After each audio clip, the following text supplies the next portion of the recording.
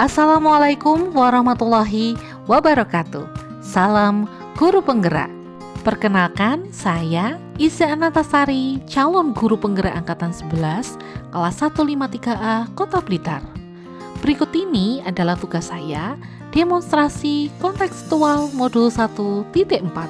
Video ini adalah praktek penerapan segitiga restitusi modul 1.4 budaya positif untuk penyelesaian masalah di sekolah saya. Sebagai informasi, segitiga restitusi adalah suatu proses dialog yang dijalankan guru atau orang tua agar dapat menghasilkan murid yang mandiri dan bertanggung jawab. Selain itu, restitusi sendiri merupakan proses menciptakan kondisi bagi murid untuk memperbaiki kesalahan mereka sehingga mereka bisa kembali pada kelompok mereka dengan karakter yang lebih kuat. Restitusi membantu murid menjadi lebih baik dan memiliki tujuan disiplin positif dan memulihkan dirinya setelah berbuat kesalahan.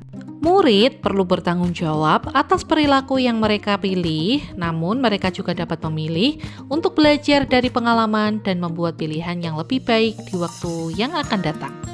3 tahapan dalam segitiga restitusi. 1. Menstabilkan identitas. 2. Validasi kebutuhan. 3. Menanyakan keyakinan. Menstabilkan identitas dilakukan berdasarkan prinsip bahwa pembuat kesalahan adalah bagian dari proses pembelajaran. Validasi tindakan dilakukan berdasarkan prinsip bahwa setiap perilaku berupaya memenuhi suatu kebutuhan tertentu. Menanyakan keyakinan dilakukan dengan memberikan pertanyaan-pertanyaan bermakna kepada murid untuk memunculkan motivasi secara intrinsik. Ketiga hal tersebut bisa kita lakukan ketika kita menghadapi siswa yang bermasalah. Contoh kasus pertama yaitu bernama Dani Altaf, seorang siswa kelas 9 yang makan pada saat jam pertama ketika pembiasaan membaca Al-Quran. Kasus pertama, ketika pembiasaan pagi membaca Al-Quran sebelum pembelajaran, ada salah seorang siswa yang lagi makan di kelas.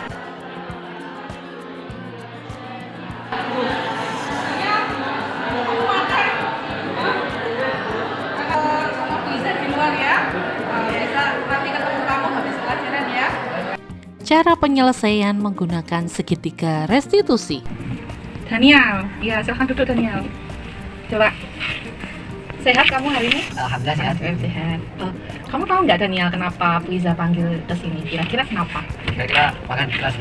Tadi ya waktu jam pembiasaan Daniel makan di kelas. Nah, kira-kira kenapa Daniel kok bisa makan di kelas pada jam pagi waktu pembiasaan?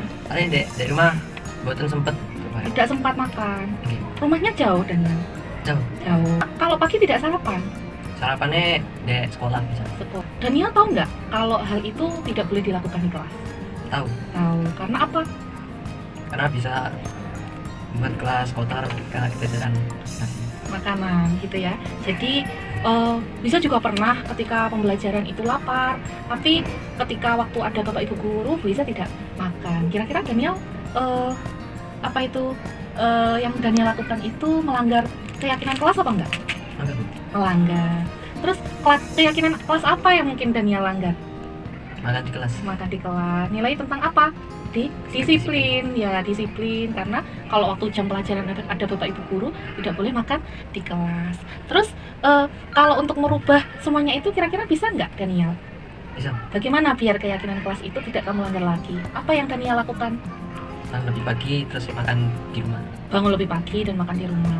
Oke, terima kasih Daniel sudah di sini, sudah mengakui bahwa Daniel salah. Besok semoga tidak terjadi lagi ya. Tetap semangat untuk sekolah dan juga bangun lebih pagi untuk sarapan biar tidak makan di kelas. Oke? Iya, terima kasih Daniel ya. Sekarang bisa kembali ke kelas. Kasus kedua yaitu bernama Belva Agung, seorang siswa yang berkata tidak sopan karena bercanda dengan teman-temannya. Kasus kedua terjadi saat jam istirahat. Salah seorang anak Belva namanya berkata tidak sopan.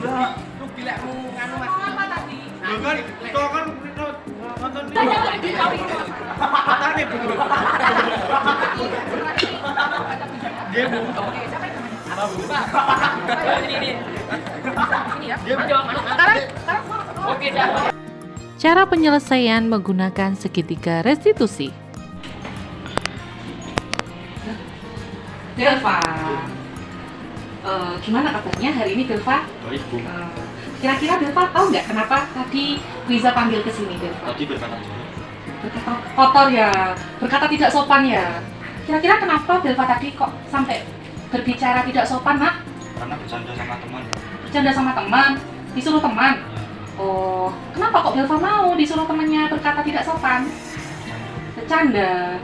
Tapi Delva tahu kalau itu sudah melanggar keyakinan kelas Delva? Tahu. Kira-kira keyakinan kelas apa yang Delva langgar? keyakinan Berkata tidak sopan ya? ya, Iya, terus keyakinan kelas apa lagi? tidak tata krama Bu.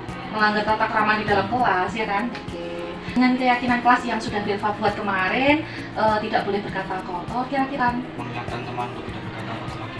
mengingatkan teman tidak berkata kotor, juga mengingatkan Delva sendiri untuk tidak berkata kotor. Bisa nggak Delva merubahnya? Bisa Bu. Bisa, kalau bisa ya.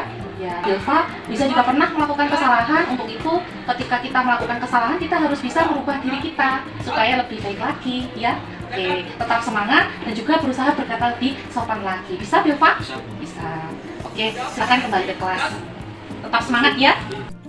Umpan balik dari mereka adalah Perkenalkan, nama saya Daniel Altaf, murid dari Biza dari SMP 5 Kota Blitar. Terima kasih untuk Biza karena telah mengingatkan kesalahan yang saya lakukan. Kedepannya saya akan berusaha untuk menjadi diri yang lebih baik lagi dan tidak melanggar peraturan yang berada di sekolah maupun di kelas dan mematuhi segala perintah Bapak Ibu Guru. Terima kasih untuk Biza. Saya Delva Agung Pratama dari SMP Negeri 5 Kota Blitar. Hari ini saya dipanggil oleh Biza karena saya diingatkan karena berkata kotor dan saya akan tidak mengulangi lagi. demikian video dari saya. Terima kasih, semoga bermanfaat. Semoga tergerak, lekas bergerak, mari menggerakkan. Wassalamualaikum warahmatullahi wabarakatuh.